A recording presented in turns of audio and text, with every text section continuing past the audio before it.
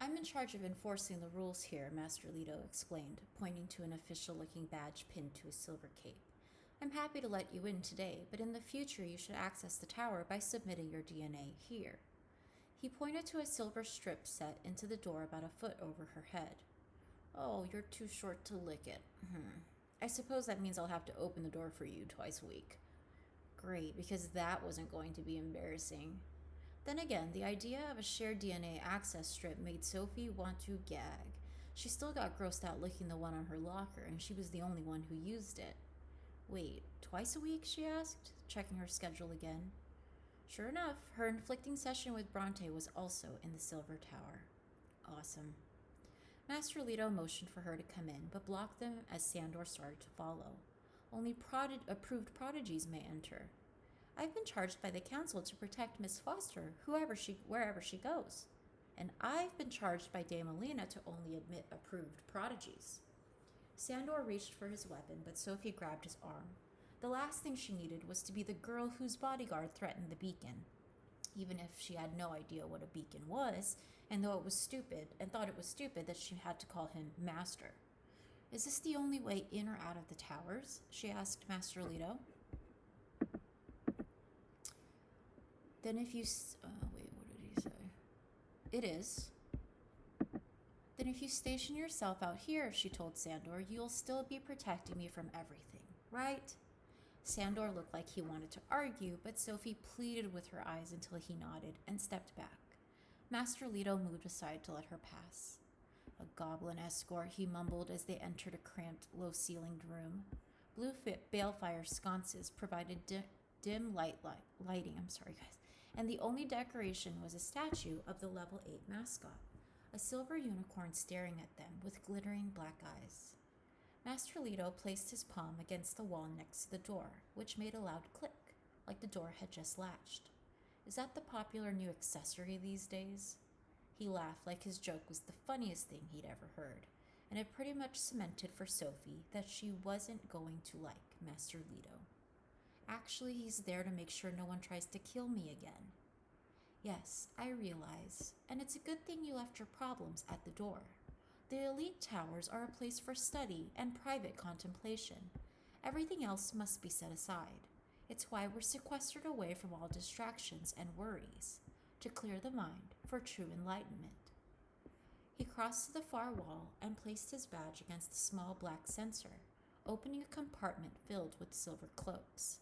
He handed one to Sophie. No one may progress further without wearing the noble color.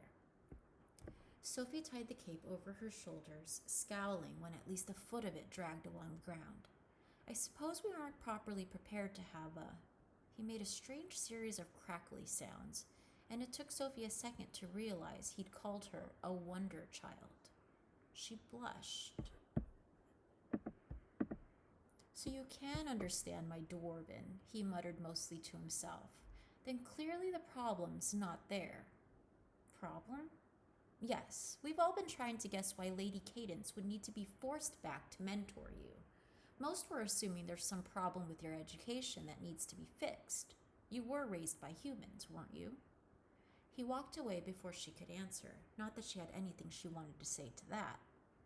The room had no doors except the one they'd entered through. But when Master Leto pressed his palm against the left wall, a panel hissed open, creating a doorway. He motioned for her to go first. Your session is this way. She forced her shaky legs to work, entering a round stadium-sized sitting room. Silver chandeliers dangled from the ceiling, and chrome bookshelves packed with books thicker than Sophie's head covered the curved walls. The massive space was broken up, with plush silver armchairs grouped around crystal tables filled with balefire, which reflected off the silver floor and painted the room with soft blue light. Everything looked sleek and modern and immaculate, a place where the best of the best went to mingle among other greatness. But at the moment it was empty, save for a few silver-cloaked prodigies who rushed past without so much as glancing at Sophie. Tardiness is a serious offense, Master Leto said, leading her to a spiral staircase that wound its way up from the center of the room. He explained that everything in the tower went vertical, not horizontal. and as they passed floor after floor after floor, Sophie wished the tower had an elevator, especially since the staircase bent sideways and slantways and upside down. Leave it to the elves to defy gravity, as the tower itself twisted around the gold tower. They had just passed floor number 7, and Master Leto paused. He turned around and gestured for her to do the same. "This is the Hall of Illumination," he announced, as he led her into a round room lined with mirrors. At least 20 Sophies stared back at her, but each reflection was slightly different. Kind of like funhouse mirrors, though instead of making her look stretched or warped, the changes were much more subtle. Some had different shadows, or parts of her were blurred, or places were blasted out by light. "Each reflection is designed to teach us something about ourselves," Master Leto explained, "and one of the requirements for commencement is to learn what all of them mean." He pointed to a mirror directly across from them. "That's the one everyone always solves first. Any guesses?" Sophie stepped closer, hating to admit she didn't see anything different about it, but maybe that was the lesson. "To be true to yourself?" He frowned and moved to her side. "This is a human mirror. Their mirrors invert and reverse everything as they reflect it back. Look at the F on my badge." She wanted to roll her eyes and tell her she was familiar with how human mirrors worked, but how she had not noticed that elven mirrors were different. How had she not noticed that elven mirrors were different? "So what's the real lesson?" she asked. "That's for you to figure out. Master them all, and you've achieved true wisdom. In the meantime, we'd better move along." She turned to follow him back to the stairs, but light reflecting off one of the mirrors flashed straight into her eyes. She braced for a headache, but instead she felt a strange pull and a hum of energy starting to build under her skin. A warm simmer that grew hotter by the second until she felt like her insides were on fire. "Are you all right?" Sophie blinked, and it took tremendous effort to step back. Once she had, her head cleared, but the hum of the warmth lingered, buzzing in her mind like a swarm of bees. Not that she wanted Master Leto knowing that. She plastered on her best smile and said, "Of course." Master Leto opened his mouth to say something, but a tinkling chime, like the clinking of hundreds of water glasses, reverberated through the tower. "That's the warning bell. It means you have 2 minutes to get to session or you'll be late. Lady Cadence will be most unpleased." "What's she like?" Sophie asked as she followed him up the stairs. "Tremendously talented." Not exactly the information she'd been hoping for, but it was all he said as they climbed past several more floors. Between the humming in her head and the topsy-turvy staircases, Sophie was incredibly dizzy when they finally stopped at a narrow platform that sloped at a strange angle. 2 silver unicorns stared at her with deep black eyes from the center of a room lined with doors. Master Leto pointed to one marked with a rune she couldn't read. "That one's you." When she didn't move, he nudged her forward, and she tripped on her too long cape and slammed against the door, which swung open and sent her toppling into the room. She could hear Master Leto snickering as a mentor with raven black hair and midnight blue eyes leaned over her and said, "This is going to be far worse than I imagined." "How was your first day?" Grady asked after Sophie leapt into the Havenfield pastures. He was up to his armpits in dinosaur fluff, giving Verdi his weekly bath. "I lived."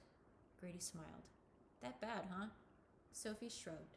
Her topple through the door had turned out to be the high point of her linguistics session, which basically consisted of Lady Cadence pummeling her with phrases in other languages and muttering, so pointless, when Sophie translated them correctly.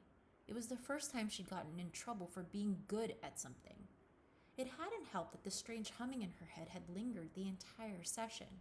She'd almost considered having Elwyn check her, but she knew Keith would tease her mercilessly if she went to the healing center on her first day. Plus, the sound was fading. Only a hint of it remained now that she was home, and she was sure the rest would be gone by morning. Verdi thrashed, spraying them both with soggy feathers that smelled like dirty lizard. But Sophie didn't mind. She actually liked seeing Grady back to his regular job. It felt like things were still normal. The counselors are easing me into my new position, Grady said, like he knew what she'd been thinking. Is it as bad as you thought it would be? It's different, but right now everyone is still so shocked by what happened that we're all scrambling a bit. He glanced over his shoulder to where Sylvanie was trotting back and forth along her fence, which is actually something I need to talk to you about. The council is hoping to be able to move up the celebration they've been planning for Sylvanie's introduction into the sanctuary. Significantly. How soon? Soon. I realize it's going to be challenging for you, but I agree with the reasoning. Our world is going to desperately need something happy once the news of Alden's tragedy breaks. Have they decided when they're planning to tell people? This Saturday. If hearts could sink, Sophie's would have. There'll be an announcement sent to all residences in the morning, Grady said quietly. And the afternoon we'll have a planting in the Wonderling Woods. But Alden's not dead. Grady swiped the feathers off his tunic and wrapped an arm around her. I know it's hard to let him go, but we have to. That's why the council decided to treat it like he's passed away. We all need to grieve and then move on. The others could move on if they liked. She wasn't giving up on him. But that's why they want to move Sylvanie to the sanctuary on the coming total eclipse? The eclipse in 3 weeks? She couldn't But that's why they want to move Sylvanie to the sanctuary on the coming total eclipse. The eclipse in 3 weeks? She couldn't imagine how she would get Sylvanie ready so soon. Can't they give me at least a month? No, it has to be that night. Every time there's a total eclipse, Orem Backer, one of the ancient members of the Backer family, uses his incredible talent as a flasher to put on a spectacular light show called the Celestial Festival. It's one of our world's grandest traditions, but Alden's loss will surely put a damper on the occasion, and that's the last thing the council needs. They need everyone to feel calm and happy, assured that our world is safe and stable. But it isn't, Sophie interrupted. It won't be until they catch the kidnappers, and she doubted they expected to catch the kidnappers in the next 3 weeks. The council realizes that, Sophie, and they are working on it. But in the meantime, they have to try something else to calm the unrest. Unrest leads to rebellion, and rebellion leads to tragedy.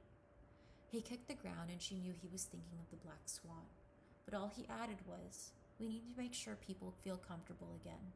And what better way to do that than by celebrating the creature that will reset the timeline, and the girl who discovered her, the girl everyone has wondered about. Sophie snorted, but what Grady should have said was, the girl everyone is afraid of. Our world needs this, Sophie, more than you realize. I'll do anything I can to help, but we need to make this happen. If you don't think you can handle it, the council would be willing to reassign Sylvanie to the heck. No, Sophie interrupted again. No way she was letting that happen. What do I need to do? Better go inside and change. You and Sylvanie need to practice flying.